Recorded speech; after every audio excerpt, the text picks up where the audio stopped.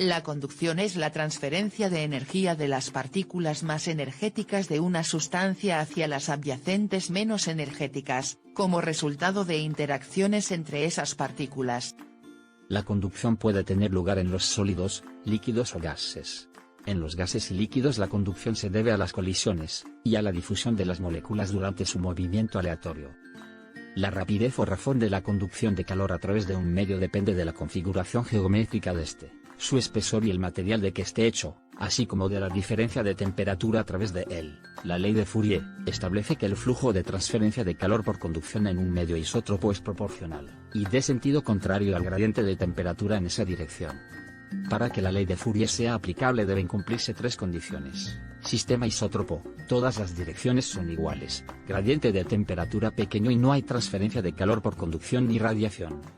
La conducción es la razón por la cual los objetos, en un tiempo más o menos prolongado, acaban por adquirir la misma temperatura en toda su extensión. Ejemplos: el hielo en una taza de agua caliente se derrite por medio de la conducción. Al hervir agua, la llama conduce el calor al recipiente, y al cabo de un tiempo permite calentar el agua. El calor que tiene una cuchara al dejarla en un recipiente, y volcar una sopa extremadamente caliente sobre él. La convección es el modo de transferencia de calor en la que el calor se transfiere desde la cara de un sólido a un fluido, o gas, adyacente en movimiento. El mecanismo de convección se puede explicar de la siguiente manera: a medida que la capa del fluido adyacente a la superficie caliente va adquiriendo mayor temperatura, su densidad disminuye. A presión constante la densidad es inversamente proporcional a la temperatura, y se vuelve flotante. Un fluido más frío, más pesado, y cercano a la superficie reemplaza al que se va calentando, y así se forma un patrón de formas de circulación. La fórmula, donde H es el coeficiente de transferencia de calor por convección, depende del movimiento, la geometría y las propiedades físicas y termodinámicas del fluido. Existen dos tipos: convección natural y convección forzada. Convección natural, libre, es el movimiento del fluido adyacente a una cara sólida. Se origina debido a las fuerzas de flotación, inducidas por los cambios en la densidad del fluido, y debido a las diferencias de temperatura entre el sólido y el fluido. Cuando se deja enfriar una placa caliente al aire libre, las partículas del aire adyacente a la cara de la placa se calientan, su densidad disminuye y, por lo tanto, empiezan a elevarse. Se utiliza un medio externo, tal como un ventilador o una bomba, para acelerar el paso del flujo del fluido sobre la cara del sólido.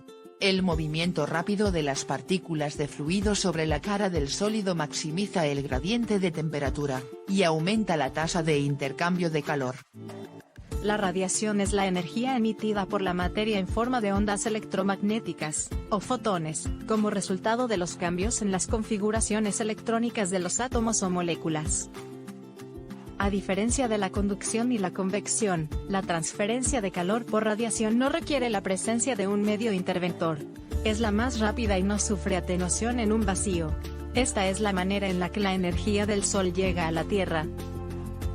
La ley de Stefan Boltzmann establece que un cuerpo negro emite radiación térmica con una potencia emisiva hemisférica total proporcional a la cuarta potencia de su temperatura, donde T es la temperatura efectiva, es decir, la temperatura absoluta de la superficie, y sigma es la constante de Stefan Boltzmann.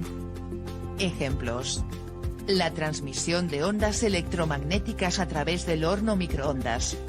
El calor emitido por un radiador. La radiación ultravioleta solar, precisamente el proceso que determina la temperatura terrestre. La luz emitida por una lámpara incandescente. La emisión de rayos gamma por parte de un núcleo. Circuitos térmicos. Analogía eléctrica en paredes planas. Existe una analogía formal entre las leyes que rigen la conducción eléctrica, y las que lo hacen en la conducción térmica para cuerpos homogéneos e isótropos. A la tensión eléctrica le corresponde la diferencia de temperaturas, a la corriente eléctrica, el flujo de calor, a la resistencia eléctrica, la resistencia térmica. Estas magnitudes están relacionadas entre sí por la ley de Ohm, caso de la electricidad, y por la de Fourier, conducción térmica, que son formalmente idénticas. Además, Las relaciones que calculan las resistencias equivalentes en las asociaciones de conductores son isomorfas.